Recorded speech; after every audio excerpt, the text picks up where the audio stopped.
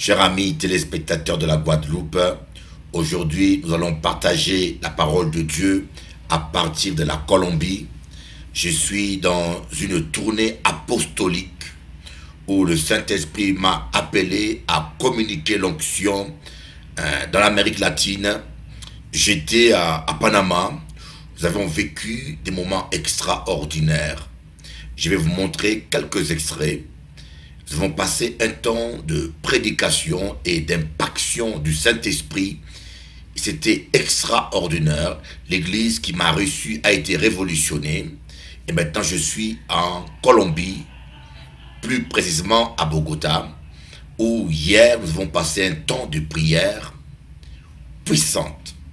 Vous voyez, lorsque les gens ont réellement soif, lorsque les gens veulent vraiment goûter à la présence de Dieu, lorsque les gens renoncent à tout ce qui est vil, comme dit le prophète Jérémie, si tu sépares ce qui est vil, si tu sépares de ce qui est inutile, le Seigneur dit, tu seras comme ma bouche. Tu seras comme ma bouche et je te remettrai à ton poste. Vous voyez, il est important que dans nos vies, même dans nos ministères, dans nos familles, même dans nos affaires, que nous apprenions à nous libérer de toute forme de distraction, de faux problèmes et de péchés qui nous empêchent de vivre l'excellence. Parce que je crois que tous les enfants de Dieu ont un appel pour vivre. N'oubliez pas, ce soir, ce samedi soir, vous serez avec la prophétesse Jenny, qui est une femme de Dieu exceptionnelle. Elle va vous apporter la parole de Dieu. J'appelle tous les chrétiens. Vous voyez, en voyageant dans le monde, j'ai compris que l'unité est très très importante. J'appelle tous les chrétiens de toutes les églises différentes qui veulent être bénis, qui veulent être édifiés, sans pour autant quitter leur église, sans pour autant abandonner leur assemblée, de venir pour profiter du ministère de la prophétesse Jenny. Aujourd'hui, j'aimerais partager avec vous quelque chose qui me tient à cœur, la persévérance dans la prière. La persévérance dans la prière, soit pour recevoir une délivrance, la persévérance dans la prière, soit pour recevoir une guérison, la persévérance dans tout ce que nous faisons.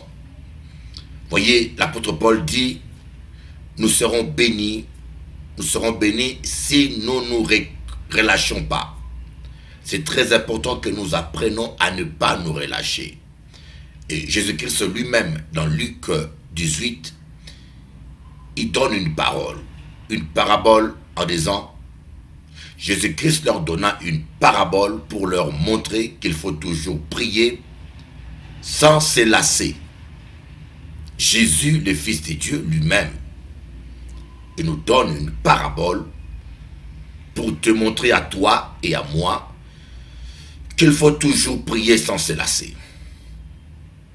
Il y a des situations devant lesquelles il ne faut jamais baisser les mains.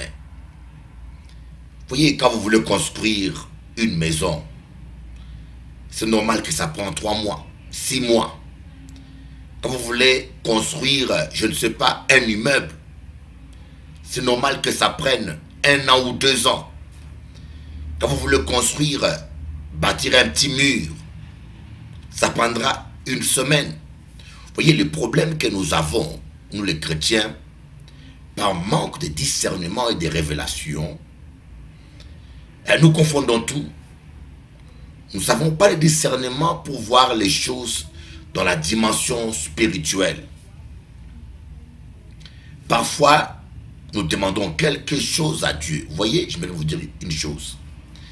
Quand vous demandez quelque chose à Dieu et que vous y croyez, tant que vous y croyez, la puissance de Dieu, l'intervention divine est en marche.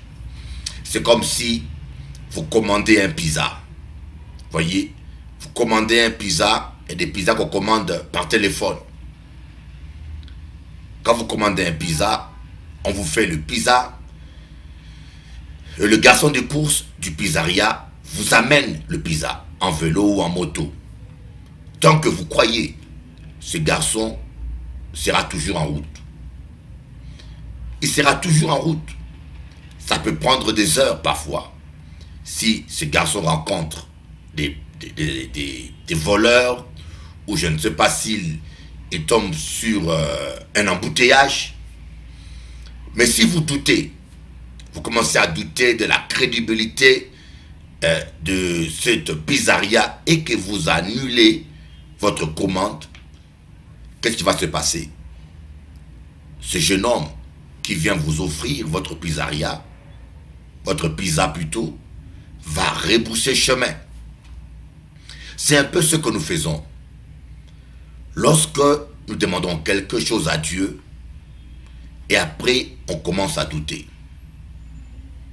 Lorsque nous doutons, nous annulons la prière. N'oubliez jamais ça. Lorsque vous doutez, vous annulez la prière. Vous voyez, des fois, nous prenons des médicaments, un exemple, nous prenons des médicaments. Il y a plein de choses sur terre que nous faisons avec foi. Plein de choses que nous faisons naturellement. Par exemple, quand vous prenez un ascenseur, vous mettez votre vie en danger. Vous entrez dans un ascenseur parce que vous avez foi que les gens qui ont construit cet ascenseur sont sérieux et que vous avez foi qu'il est viable et solide. Sinon, vous n'entrerez pas. Mais chaque fois que nous entrons dans un ascenseur, nous mettons notre vie en danger. Chaque fois que nous prenons un avion, moi je prends tout le temps des avions. Mais lorsqu'il y a un mauvais temps, je peux vous dire, il y a des fois où vous avez peur. Chaque fois que nous prenons un avion, nous mettons notre vie en danger. Regardez un exemple. Quand nous suivons un traitement, quand vous suivez un traitement, vous allez voir le médecin, vous dites au médecin, vous avez un problème de vue, ou bien vous avez une douleur musculaire, le médecin vous donne un traitement à prendre. Parfois, au bout de 3 jours, il n'y a aucune amélioration. Mais vous n'abandonnez pas le traitement, vous continuez à prendre le traitement. Parfois, au bout même d'1 mois, il y en a qui n'ont pas d'amélioration, mais ils persévèrent. Pourquoi? Parce qu'ils croient au résultat. Mais ce n'est pas parce que le changement n'est pas instantané que le médicament n'est pas efficace. Ce n'est pas parce que vous ne sentez rien, que vous ne voyez rien, que vous pouvez croire ou déduire que vos prières n'ont pas de résultats. Un exemple que j'aime bien vous donner, c'est l'exemple de Daniel, qui a commencé à prier. La Bible dit que dès le premier jour, Daniel a été exaucé. Mais Daniel n'a rien vu. Daniel a prié le premier jour, le deuxième jour, le troisième jour, il jeûnait. Il n'y avait aucun changement, il n'y avait aucune vision, il n'y avait aucune révélation. Et Dieu ne parlait pas pendant 10 jours, pendant 15 jours. Mais il ne s'est pas arrêté. Il a continué à croire que Dieu exauce les prières. Vous voyez, Daniel ne s'est pas arrêté. Jusqu'au 18e jour. Imaginez-vous 18 jours sans manger. Il n'a pas senti l'onction, il n'a pas eu une vision, il n'y a eu aucun changement, rien ne s'est passé, mais Daniel a persévéré. Il continue à croire au Dieu qui exauce les prières. Parce que Dieu dit, invoque-moi et je te répondrai. Je te révélerai des choses cachées, des choses, des grandes choses que tu ne connaissais pas. Est-ce que ce Dieu peut mentir? Vous savez, quand nous doutons, nous traitons Dieu de menteur. Quand nous doutons, dans Jean chapitre 14, le verset 13 et 14, Jésus-Christ s'est dit, tout ce que vous demanderez au Père à mon nom, je le ferai. Est-ce que Jésus peut mentir? Dites-moi, est-ce que Jésus peut mentir? Et lui-même, il a signé sa parole en disant, le ciel et la terre passeront, mais sa parole ne passera pas. Vous voyez, tant que vous croyez,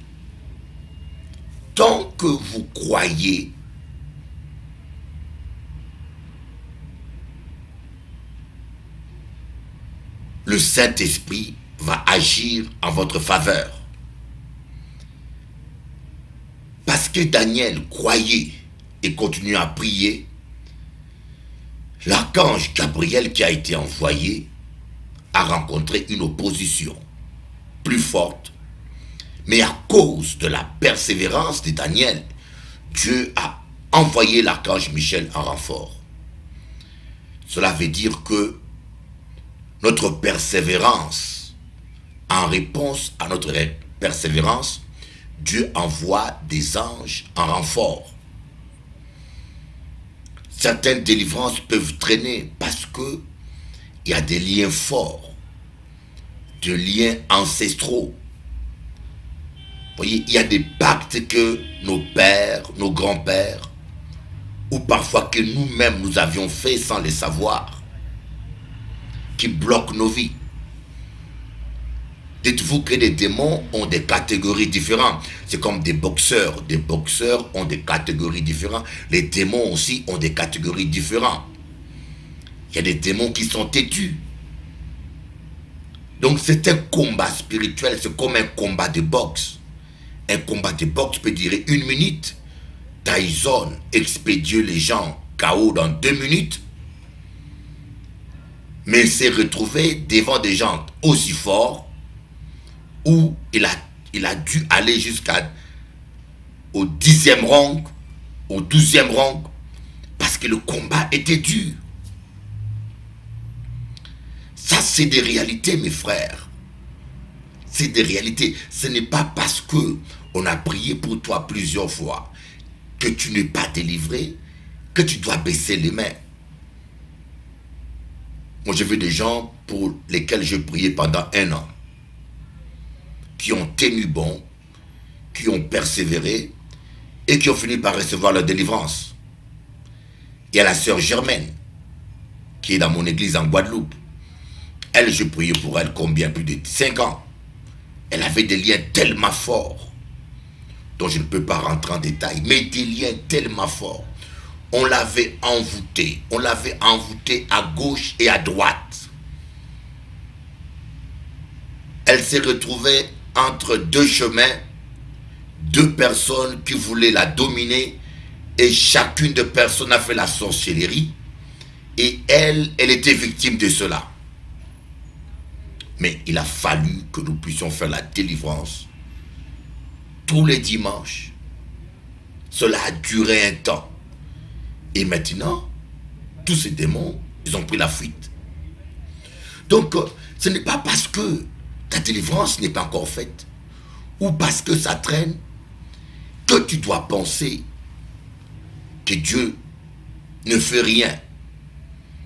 Que tu dois penser que Dieu ne t'aime pas, ou que tu dois baisser tes mains.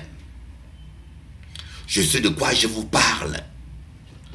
Il y a des choses que vous ne pourrez jamais obtenir sans la persévérance. Il y a des bénédictions que vous ne pourrez jamais obtenir sans la persévérance. Moïse a dû persévérer 40 ans. Voyez, des fois, la bénédiction semblait tarder pour différentes raisons. Supposons que je demande à Dieu un mariage. Je dis, Seigneur, je veux que tu me donnes une épouse. Mais l'épouse dont j'ai besoin, celle que Dieu a choisie pour moi, est dans une situation compliquée. Voyez? Donc, Dieu va prendre du temps d'abord pour délivrer cette future épouse. Tu vas prendre du temps d'abord pour délivrer ton futur époux. Peut-être pour le convertir. peut-être pour l'arracher du piège dans lequel il est tombé. Et cela peut prendre 1 an et 2 ans. Mais moi qui prie pour mon mariage, je ne sais pas tout ça. Donc il y a multiples raisons pour lesquelles ta délivrance ou ton mariage ou ta bénédiction peut traîner. Dieu a dit à Abraham, ta descendance sera esclave pendant 400 ans. Voyez, ta descendance sera esclave pendant 400 ans.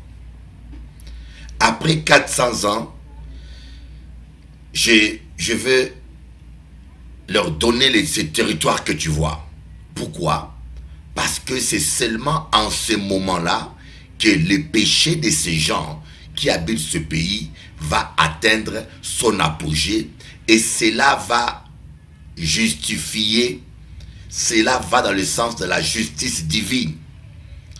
Parce que Dieu ne peut pas te bénir injustement. Dieu ne peut pas déposséder des gens une terre injustement pour te bénir. Donc Dieu voulait arracher la terre promise. Il voulait la donner au peuple d'Israël, mais le peuple qui habitait, il y avait un peuple qui habitait là.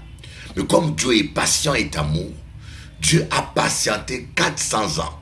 Et Dieu a dit à Abraham, c'est après 400 ans que le péché de ces gens vont atteindre le plafond. Et c'est seulement à ce moment-là que la justice divine sera justifiée, sera déclenchée. Et c'est les enfants d'Israël qui vont être des instruments de justice pour récupérer cette terre. Vous voyez?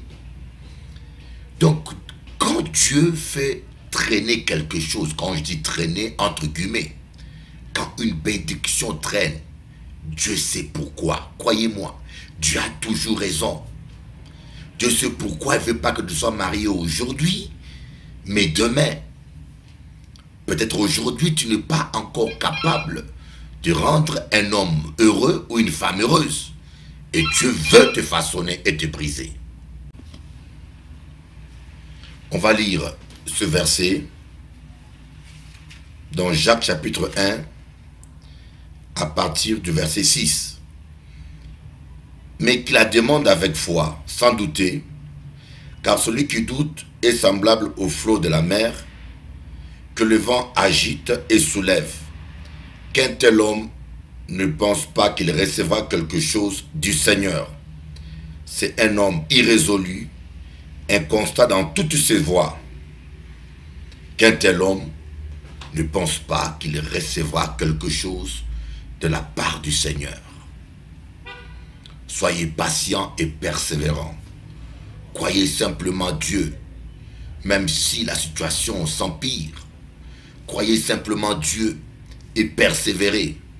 Moïse a persévéré 40 ans dans le désert avant de commencer son ministère. Lui qui était un prince,